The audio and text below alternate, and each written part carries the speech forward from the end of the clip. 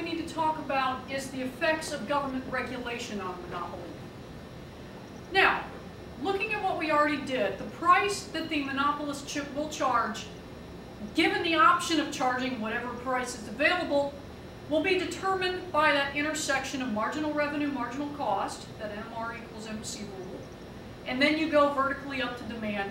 That gives you your price. But what if that's too high for consumers, and this is a product that consumers need? What will the government do about it? A couple of different options. So let's go back to our graphs again.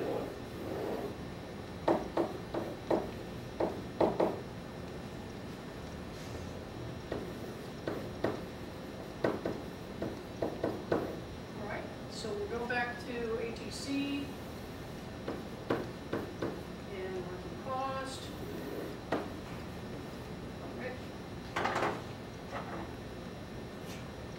And this time, let's make demand a little bit steeper.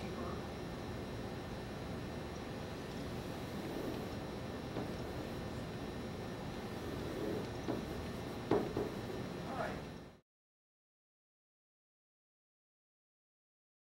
Now, to determine the level of production and the price that would be chosen by the monopolist as a profit maximizing output in the absence of price discrimination, which we just did. Remember, marginal revenue equals marginal cost. Okay, so right here, that's our quantity, that's our price, and we have this nice profit area in here. Okay, so that would be our profit.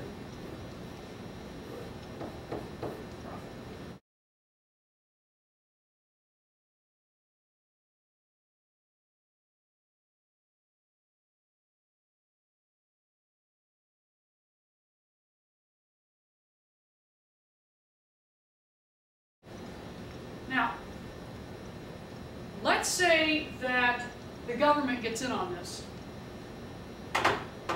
Is every monopoly bad? No, every monopoly is not bad. In fact, some monopolies are very helpful.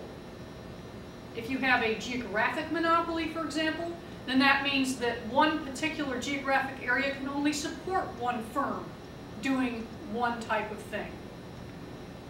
If you have a government monopoly on something like water or sewer service, for example, then it means that you're not going to have competition because it's not going to work. So you need to get the big bad capitalist picture out of your brain. Sometimes they are, which is why government gets involved. But not every monopoly is bad. All right.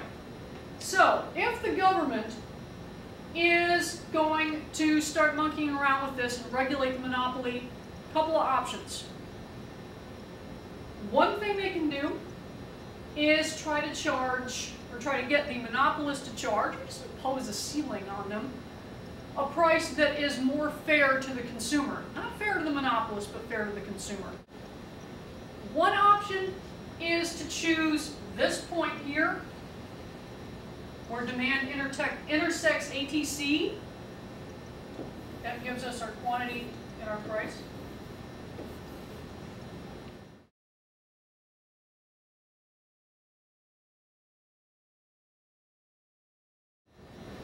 This is approaching the level that you would have if this were perfectly competitive.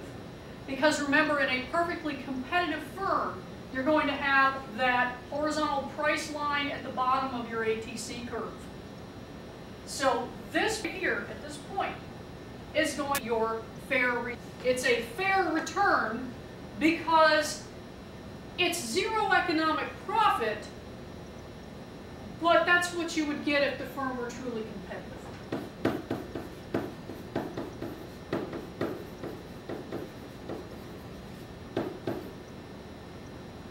Option is to go with where marginal cost intersects demand. Now, at this level, thinking of marginal cost kind of as your pseudo supply line, because we don't have a supply curve here, but we're kind of using this to mean the same thing. This our socially optimal price.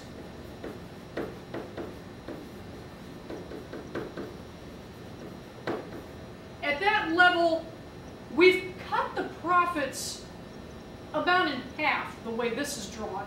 So you're going to cut the profits.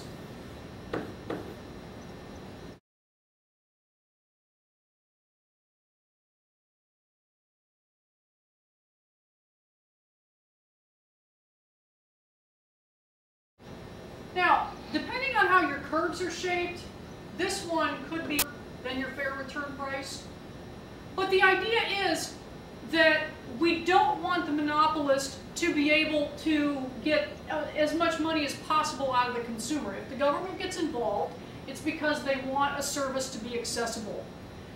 If we think, for example, about all the news reports about costs of electricity during the winter season, for example, heating bills have been skyrocketing for the past few years.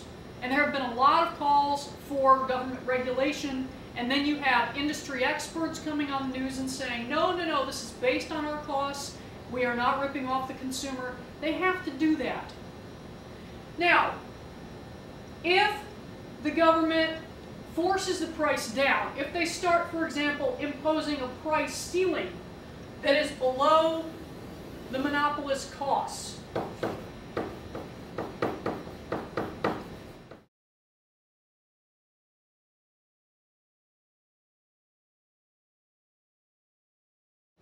well, they're not going to stay in business unless the government gives them subsidy.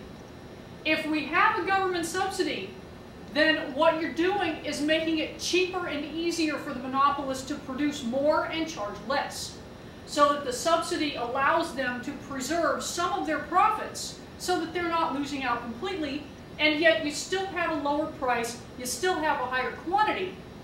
So you're cutting down on the social costs of the monopoly.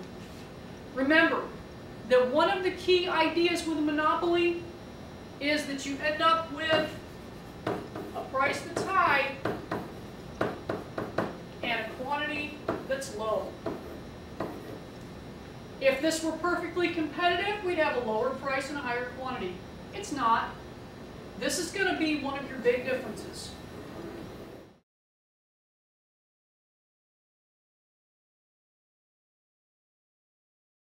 And that's one of the reasons the monopoly is not efficient.